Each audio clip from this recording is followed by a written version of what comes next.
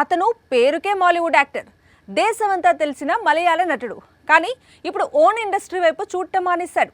ఎక్కువగా టాలీవుడ్లో కనిపిస్తున్నాడు. ఇక్కడే హీరోగా బిజీగా ఉన్నాడు. ఇక్కడ సినిమాల్లోనే గెస్ట్ అపియరెన్స్ ఇస్తున్నాడు.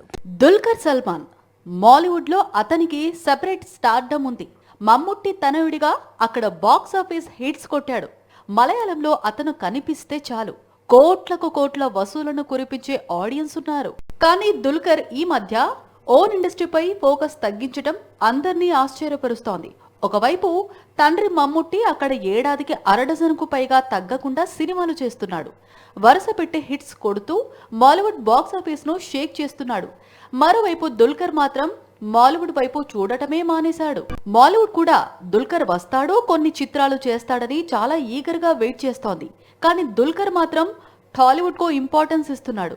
తెలుగులో తాను నటించిన మొదటి చిత్రం మహానటి సూపర్ హిట్ కావటం, ఆ తర్వాత నటించిన సీతారామం బ్లాక్ బస్టర్ కావటంతో చాలా వరకు తెలుగు సినిమాలకు ప్రాధాన్యత ఇవ్వటం ప్రారంభించాడు దుల్కర్. ఇప్పుడు కూడా లక్కీ భాస్కర్ అనే మూవీని చేస్తున్నాడు. మరోవైపు కల్కిలో మెరిశాడు. సీక్వెల్ లో దుల్కర్ క్యారెక్టర్ నెక్స్ట్ లెవెల్లో ఉంటుందని చెప్పుకొచ్చాడు నాగ్ అశ్విన్. లక్కీ భాస్కర్ కల్కి సీక్వెల్ తో పాటు మరో 2 తెలుగు సినిమాలను లైన్ లో పెట్టాడు దుల్కర్. వీటిల్లో ఒక చిత్రాన్ని కల్కి నిర్మాతలు తెరకెక్కించనున్నారు. మరొక మూవీపై క్లారిటీ రావాల్సి ఉంది.